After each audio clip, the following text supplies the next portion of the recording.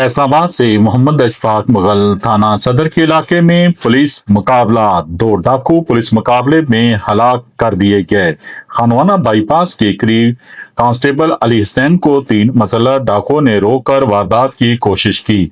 मज़ाहमत पर डाकुओं ने सीधी जानलेवा फायरिंग शुरू कर दी।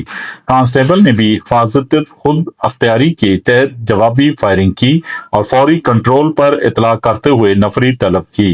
इतला पर SP Iqbal down, DSP factory area, SHO सदर और पुलिस की भारी नफरी मौके पर पहुंच गई, इलाके को घेरे में ले लिया। पुलिस और डाकुओं के दरमियान फायरिंग का सिलसिला जारी था। एक डाकू अपने ही साथियों की फायरिंग से जख्मी हो गया। साथी डाकू फायरिंग करते हुए करीबी फसल कमाद में छुप गए। पुलिस पार्टी पर फायरिंग जारी रखी। कुछ देर बाद फायरिंग का सिलसिला रुकने पर देखा तो दूसरा डाकू जख्मी हालत में पड़ा था, जबकि तीसरा डाकू फरार हो गया था।